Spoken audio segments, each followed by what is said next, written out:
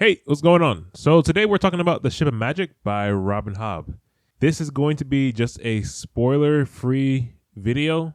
There will be a spoiler-full video coming soon. It might be up already. So what is this book about?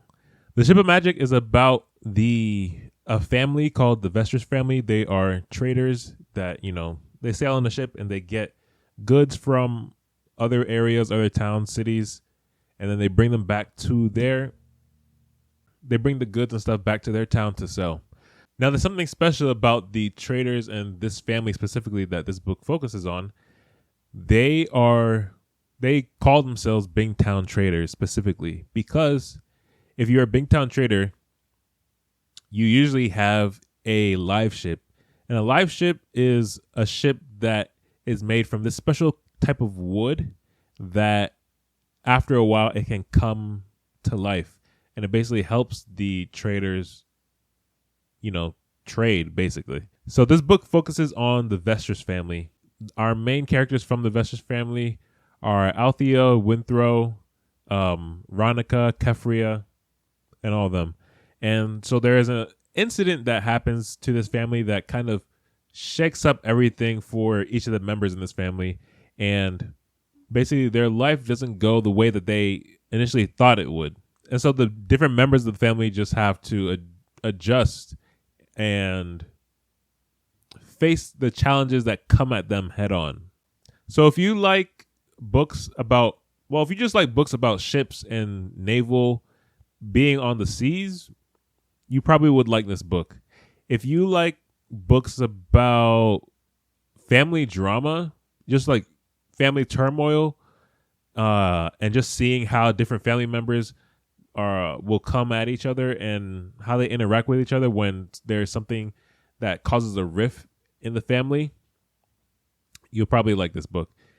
If you read any of the other Realm of the Elderlings books, especially if you read the Assassin's Apprentice book, the Assassin's Apprentice trilogy first, then you should definitely read this book. From what I've heard, the Live Ship Traders is probably Robin Hobb's best trilogy in the Realm of the Elderlings. And so if you liked the Assassin's Apprentice, what's it called? What's the trilogy called? Farseer trilogy. If you like the Farseer trilogy, you will like this book. I like The Ship of Magic better than two of the books from the Farseer trilogy. We have a lot of stuff going on in this book. This book really shows us how, so I'm not going to spoil anything from the Farseer trilogy, but if you read the Farseer trilogy, you will notice that there are things that are mentioned from Farseer in this book. But this book also shows you how Robin Hobb is able to build out her world of the Realm of the Elderlings. I don't know if the planet has a name, but just how it shows how she's able to build out the world of the Realm of the Elderlings. Because in this book, there's obviously sea, travel, naval travel, and we go to different islands and different countries that are, along the shoreline for where the traders are doing their trades and whatnot.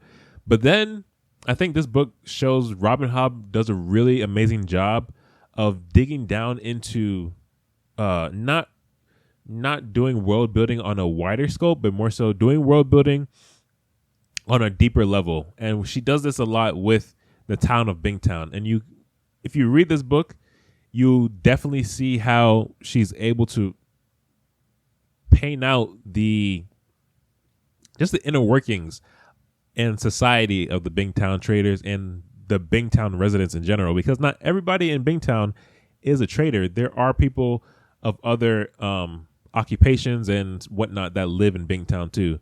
But Bingtown is known for being a trader city. For me, some of the highlights from this book were, number one, the characters.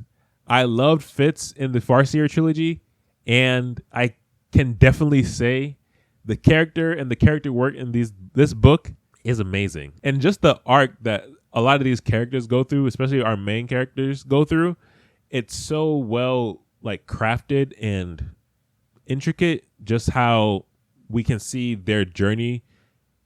We can see how their journey unfolds as they go along. And we see how they started off in, place A and where they ended up in section B, place B, destination before the journey before the destination.